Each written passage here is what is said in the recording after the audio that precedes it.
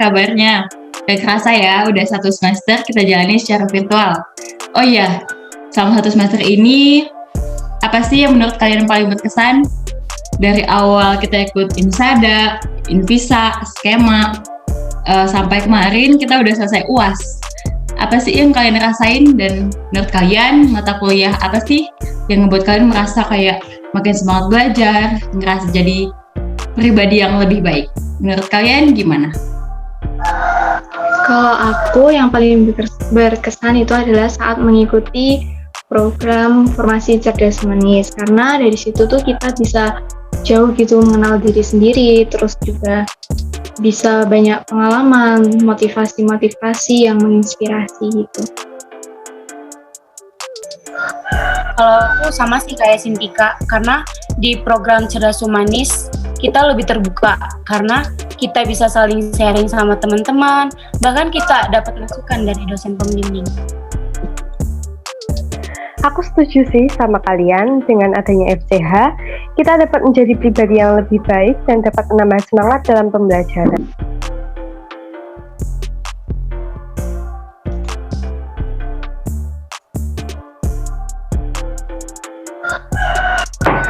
Nah, selama ikut FCH bersama dosen pembimbing, kita dapat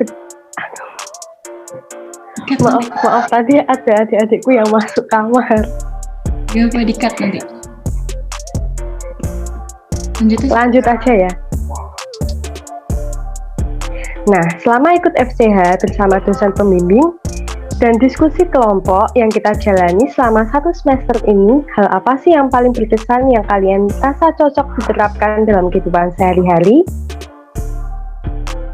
Kalau dari aku yang paling cocok gitu bisa diterapkan di kehidupan sehari-hari itu adalah saat mempelajari materi kepribadian yang reflektif. Karena dari situ kita bisa merefleksikan pengalaman-pengalaman yang kita dapat.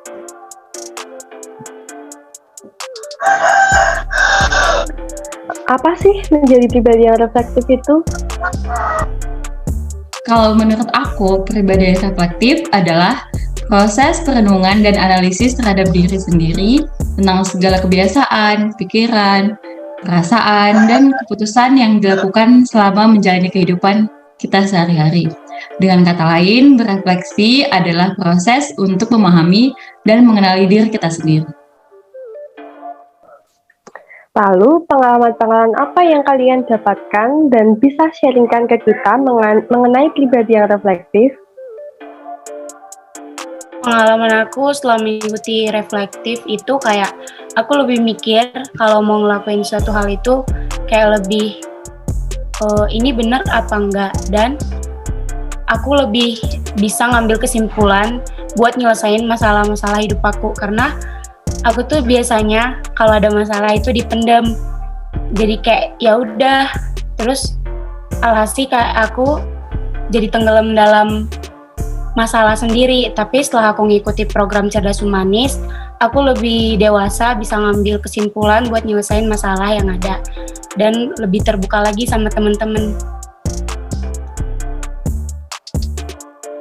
Oke, kalau gitu aku juga pengen gitu nambahin sharing sedikit tentang mengenai materi refleksi. Nah, dari situ tuh aku bisa banyak belajar hal mengenai bagaimana karakter aku yang sesungguhnya, terus minat aku itu apa, kemampuan yang aku miliki itu apa, terus juga gimana sih kondisi fisik aku. Nah, dari situ tuh aku bisa tahu apa kelebihan dan kekurangan yang aku miliki.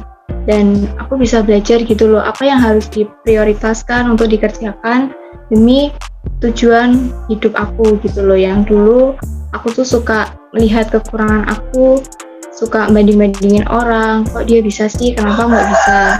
Dan aku tuh kayaknya terfokus gitu loh sama kelemahan diri sendiri. Tapi dari merefleksikan ini, aku bisa menerima dan menyadari berubah bahwa menjadi diri sendiri itu adalah proses di mana kita harus tetap teguh saat kita berada di lingkungan yang tidak mendukung. Nah, tetap berlapang dada saat menerima masukan, kritik, dan saran. Kalau aku gitu sih. Dari pengalaman-pengalaman yang kalian sharingkan, aku jadi tahu nih bagaimana cara menjadi pribadi yang reflektif. Menurut aku, yang pertama, berpikir sebelum bertindak. Yang kedua, selama menerima hasil dari apa yang telah kita usahakan. 3, tidak mudah menyerah. Dan 4, terlibat secara aktif dan merefleksikan apa yang telah kita lakukan. Oh, aku makin paham nih kalau refleksi itu ternyata punya banyak manfaat. Yang pertama adalah dapat mempertegas pemahaman tentang hakikat dan tujuan penciptaan kita sebagai manusia. Yang kedua, menambah pemahaman kemana arah kehidupan kita sebagai makhluk yang hidup di dunia ini. Yang ketiga, dapat menambah pemahaman tentang fungsi-fungsi kita sebagai makhluk sosial dalam kehidupan bermasyarakat. Yang keempat, dapat menumbuhkan kepercayaan diri dan kepekaan sosial.